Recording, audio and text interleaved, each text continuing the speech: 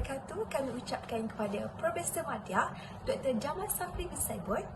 Kami daripada kumpulan tutorial hari Khamis pukul 2 hingga 3 petang. Dan untuk soalan interpretasi alat bantu mengajar, kami telah memilih alat bantu mengajar bukan ICT, iaitu tajuk yang berkaitan tentang kitaran air hujan di bawah pembelajaran subtopik Geografi tingkatan 5. Saya Siti Najwa Fariha binti Uslan yang bernombor matriskal 146011 dan ahli-ahli saya yang lain yang sangat cantik dan berwibawa iaitu Nur Husna binti Muhammad Hisham Chua yang bernombor matriskal 147373 dan Nura Aziani binti Sadri yang bernombor matriskal 147854.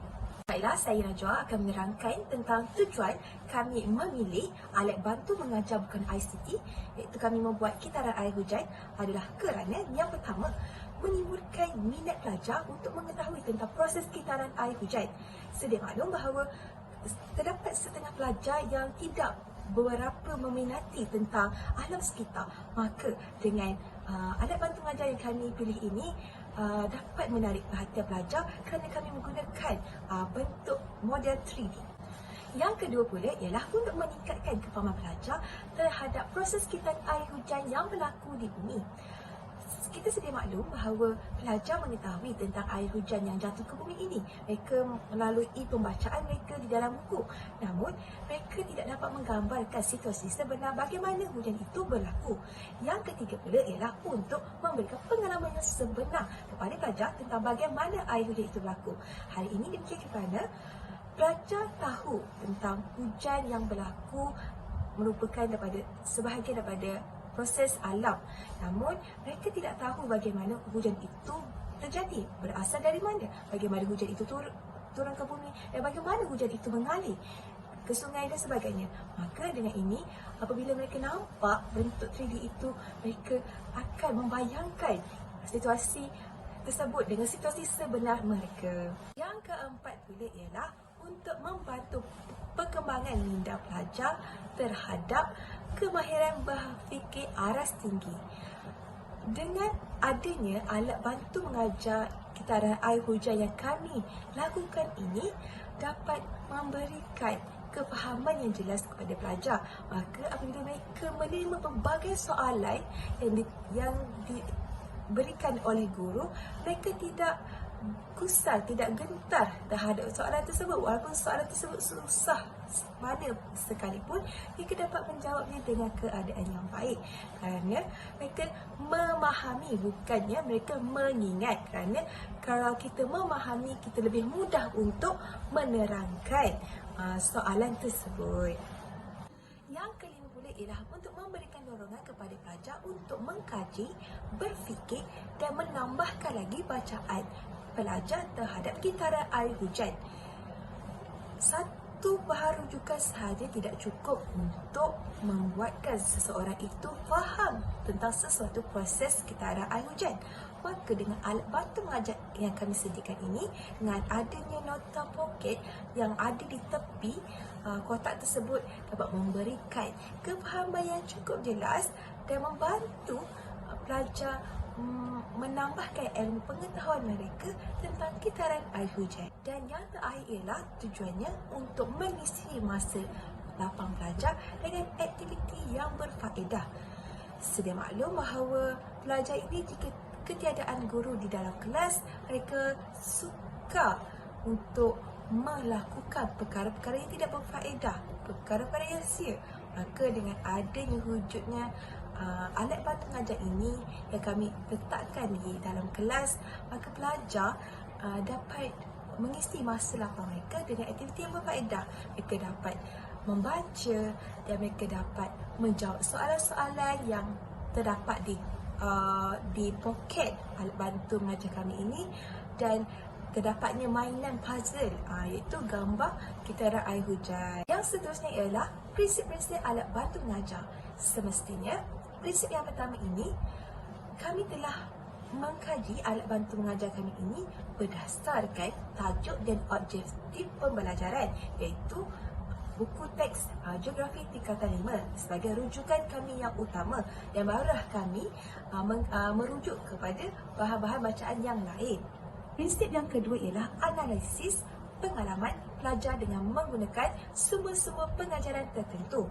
Semestinya sesuatu alat bantu mengajar sebelum kami sediakan ataupun guru sediakan, perlulah mengetahui sama ada pelajar ini mempunyai pengalaman atau tidak. Dan semestinya lah kitaran air hujan yang kami lakukan ini telah memberikan pengalaman sebelum ini kepada pelajar, iaitu pelajar tahu tentang air hujan, tetapi mereka belum memahami dengan lebih lanjut lagi bagaimana proses kitaran air hujan.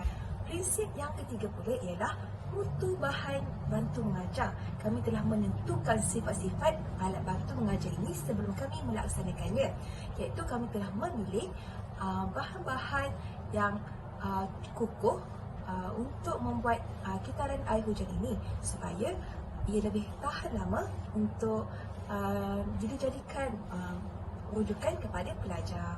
Dan prinsip yang terakhir ialah ABM kitaran air hujan ini mempunyai gambar rajah yang kelihatan jelas, dan semestinya lah gambar yang jelas ini dapat memberikan gambaran sebenar kepada pelajar bagaimana kitaran air hujan ini berlaku.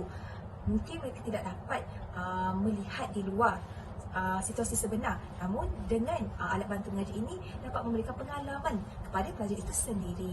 Baiklah, terima kasih diucapkan kepada saudari Najwa. Baik, saya akan menjelaskan tentang strategi menghasilkan alat bantu mengajar. Bagaimana kita sebagai seorang guru hendak menghasilkan satu alat bantu mengajar yang dapat membantu murid. Baik, pertama sekali alat bantu mengajar tu perlulah dibuat sendiri, okey, tanpa dibeli sewenang-wenangnya di mana-mana kedai. Kita yang hasilkan ABM tu, dan kita memerlukan daya kreativiti yang tinggi di mana nilai seni alat bantu mengajar itu diberi pandangan yang serius. Bagaimana kita nak hasilkan ABM yang kreatif, yang dapat mampu orang kata tarik perhatian murid kita, dan juga kalau boleh menggunakan bahan-bahan tradisional ataupun benda yang terpakai buang. Kalau bahan pakai buang tu kita boleh gunakan contoh botol, surat khabar, kotak yang terpakai, boleh menjimatkan kos. Seterusnya, kelebihan alat bantu mengajar kita. Yang pertama, kelebihan alat bantu mengajar ni bersesuaian dengan aktiviti pengajaran dan pembelajaran. Isi kandungannya tepat dan juga berkait rapat dengan topik yang ingin dibincangkan, iaitu pembentukan air hujan.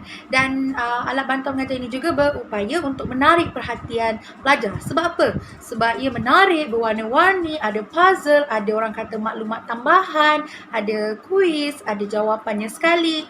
Jadi kelebihan yang seterusnya adalah ABM ni mudah dibawa ke mana-mana. Boleh diangkat, boleh diguna untuk guru untuk mengajar, kan? Boleh diletak dekat bahagian sudut belajar di dalam kelas. Jadi hiasan yang menarik, yang cantik, boleh dijadikan bahan demonstrasi dan juga dapat menjelaskan tentang proses pembentukan air hujan dengan baik.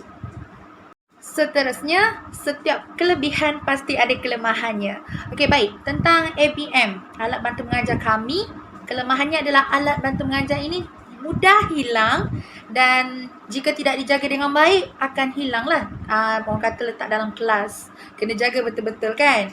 Sebab ABM pun menarik, cantik. Dan seterusnya, kelemahan yang kedua adalah alat bantu mengajar ni mudah rosak. Sebab kita buat daripada bahan terpakai, kertas, daripada orang kata bahan-bahan yang diprint, yang dicetak. Jadi semestinya tidak kalis air dan juga tidak boleh kena panas selalu. Nanti boleh pudar, boleh orang kata kembang, rosak sebab air, sebab cuaca ke, tak boleh kena hujan. Dan seterusnya, kelemahan yang ketiga adalah alat bantu mengajar kami tidak boleh orang kata dibawa pulang. Boleh dikongsi dalam kelas je, tapi tak boleh bawa pulang. Jadi perlu dikongsi dalam kelas tu, perlu ada perbincangan, hanya terletak dalam kelas sahaja. Assalamualaikum warahmatullahi wabarakatuh dan salam sejahtera saya ucapkan. Nama saya Nurhusna binti Mama Isyam Chua akan membentangkan tentang alat bantu mengajar atau kita lebih panggil ABM pada bahagian ini.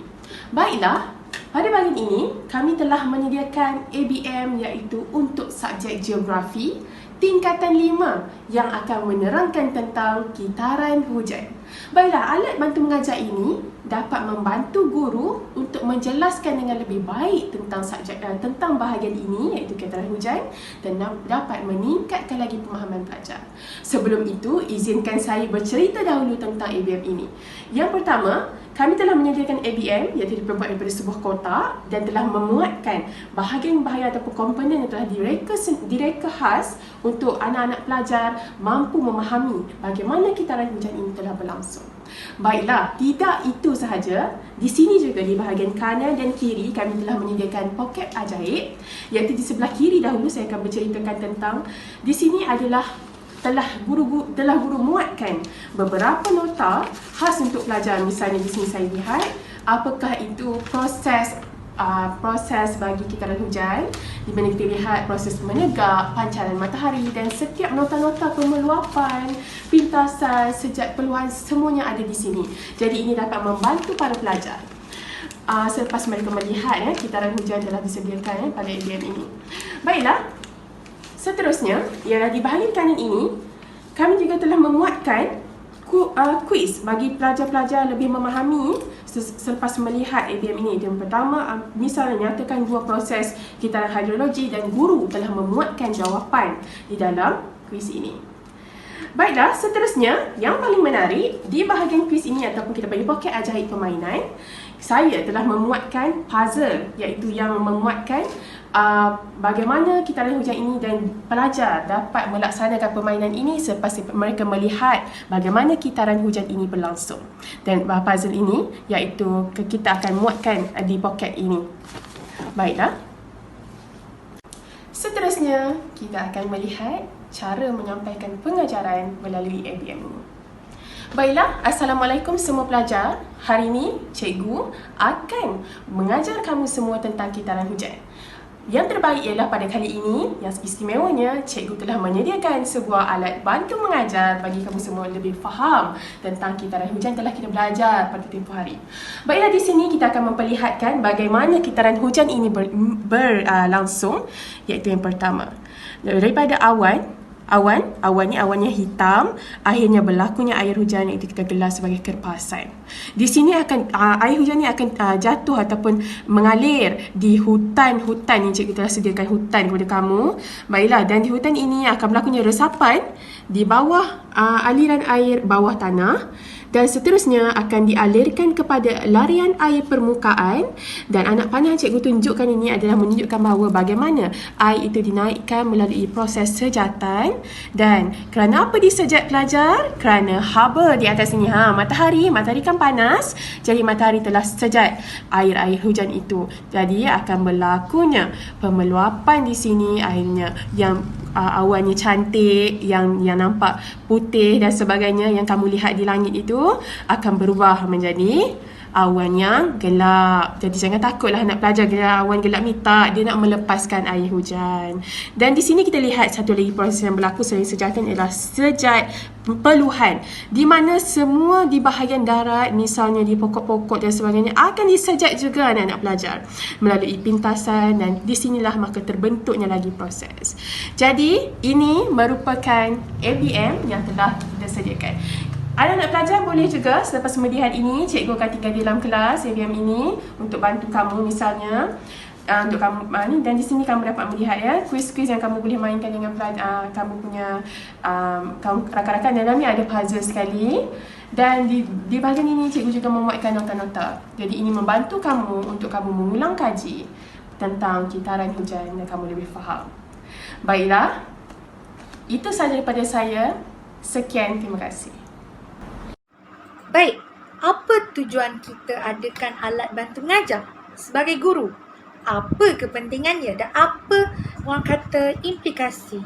Sebenarnya kita nak buat sesuatu benda tu pasti akan memberi kesan, sama ada baik ataupun buruk. Kita sebagai guru semestinya nak beri kesan yang baik, yang terbaik orang kata kepada pelajar-pelajar, murid-murid kita. Jadi implikasi alat bantu mengajar kami adalah pertama, meningkatkan pemahaman dan ingatan murid-murid. Kadang ada murid yang memang orang kata belajar daripada ilustrasi, daripada demonstrasi. Dia kalau dia lihat, dia tengok, dia teliti, baru dia faham, baru dia ingat. Kalau dia main-main puzzle, dia main game, baca kuis, baca soalan, baru dia faham apa yang dia nak belajar. Bagaimana proses pembentukan hujan, apa yang menyebabkan sesuatu sejatan itu jadi air, jadi orang kata mengalir ke tanah ke, bagaimana ia tersejat semula, bagaimana terbentuk semula air hujan. Dan juga yang kedua, menggalakkan kerjasama dan perbincangan dalam kelas. Kenapa? Sebab kalau model tu dah satu, kena kongsi, menarik pula, mesti dia kata, korang tengok ni, ada puzzle lah, jom main. Jom main puzzle susun-susun. Dalam menyusun tu dia orang akan faham. Oh begini. Dekat puzzle tu pun ada maklumat. Dan juga quiz. Dia tanya kawan dia, padahal dia dah tahu dah jawapan. Dekat situ dia boleh ada perbincangan dengan kawan-kawan. Dan juga kerjasama. Bagaimana mereka nak tingkatkan pemahaman, tingkatkan dia orang punya ilmu, bagaimana nak jadi pandai dalam bab ni, topik ini. Dan seterusnya yang ketiga, implikasi alat bantu mengajar ni adalah menimbulkan sifat ingin tahu dalam kalangan murid-murid. Kadang-kadang benda yang menarik, kita letak alat bantu mengajar yang betul-betul orang kata membantu, berguna kan. Mesti murid-murid kata, apa benda tu? Meningkatkan sifat inquiry mereka, nak tahu apa benda tu. Jadi mereka akan tengok, akan datang mendekat, akan pegang, keluarkan apa yang ada dekat poket. Kita punya alat bantu mengajar ada poket kan, akan keluarkan poket, keluarkan apa-apa maklumat yang ada. So itulah dia implikasi alat bantu mengajar kami.